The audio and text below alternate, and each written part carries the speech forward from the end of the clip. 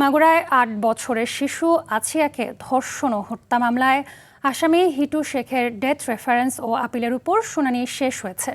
আজ রায় ঘোষণা করবেন হাইকোর্টের বিশেষ বেঞ্চ। ২৪ আগস্ট বিচারপতি ভীষ্মদেব চক্রবর্তী ও বিচারপতি কে এম রাশেদুজ্জামান রাজার হাইকোর্ট বেঞ্চ শুনানি শেষে রায়ের জন্য দিন ধার্য করেন। এর আগে গত বছর ৫ মার্চ বোনের বাড়িতে বেড়াতে গিয়ে ধর্ষণের শিকার হয় শিশু আছিয়া। বোনের শ্বশুর হিটু শেখ শিশুটিকে ধর্ষণের পাশাপাশি হত্যার চেষ্টাও চালান। পরে চিকিৎসাধীন অবস্থায় ঢাকার সিএমএইচে মারা যায় ৮ বছর বয়সী শিশুটি। মাত্র ১৩ কার্যদিবসে শেষ হয় আলোচিত এ মামলার বিচারিক কার্যক্রম।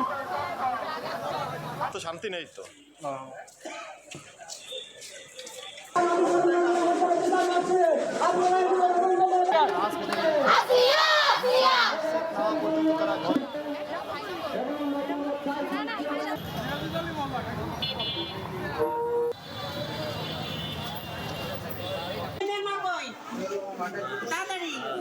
গলায় রশি দিদি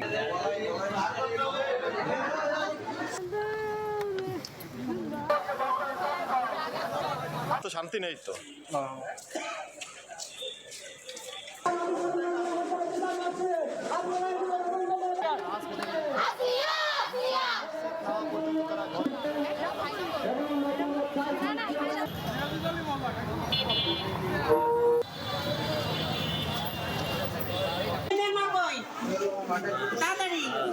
গলায় রশি দিদি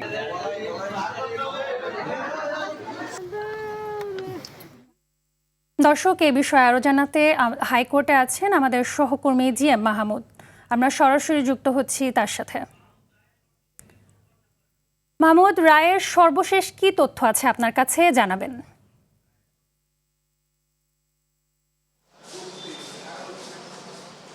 অর্থী মাগুরার আলোচিত শিশু আসিয়া ধর্ষণ ও হত্যা মামলার রায় ঘোষণার জন্য কিন্তু আজ মামলাটি কার্যতালিকায় রয়েছে। আমরা যতটুকু তথ্য পেয়েছি সকাল 10:30 থেকে 11টা নাগাদ এ মামলার রায় ঘোষণা হতে পারে এবং এ ধরনের মামলা দ্রুত নিষ্পত্তির যে বিশেষ বেঞ্চ আছে সেই বেঞ্চেই কিন্তু রায় ঘোষণা হবে।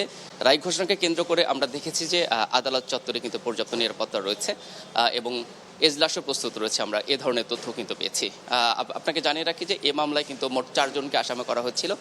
এর মধ্যে প্রধান আসামি হিটু শেখকে কিন্তু মৃত্যুদণ্ড দেয় বিচারিক আদালত এবং 29 জন সাক্ষীর সাক্ষ্য গ্রহণের মাধ্যমে মাত্র 13 কার্যদিবসে আলোচিত এ মামলাটির কিন্তু বিচার কাজ শেষ হয়েছিল বিচারিক আদালতে এবং মৃত্যুদণ্ড প্রাপ্ত আসামির অনুমোদনের জন্য কিন্তু হাইকোর্টে আপিল করতে হয়। সেই আপিলের প্রেক্ষাপটেই আজ কিন্তু রায় ঘোষণা হবে। রায়কে কেন্দ্র করে কিন্তু মানুষের প্রত্যাশা তৈরি হয়েছে যে এ ধরনের ঘটনা, এ ধরনের নৃশংসতম কাজ রুখতে আসামিদের সর্বোচ্চ সাজাই কিন্তু প্রত্যাশা করছেন অনেকেই। আমাদের সাথে কথা হয়েছে এবং আসামি পক্ষের রাষ্ট্র নিযুক্ত আইনজীবী হাফিজুর রহমান খান তিনিও এই মামলা প্রসঙ্গে কথা বলেছেন। একই সাথে জানিয়ে রাখি যে এই রায়কে ঘিরে কিন্তু আদালত চত্বরের যে অবস্থা, নিরাপত্তাও জোরদার রয়েছে। তো আমরা আশা করছি হয়তো পরবর্তী সংবাদে এই বিষয়ে সুনির্দিষ্ট তথ্য আপনাকে জানাতে পারবো। আমরা অপেক্ষা করছি। আপাতত এই ছিল আমার কাছে এই রায় নিয়ে সবশেষ তথ্য। অর্থে ধন্যবাদ।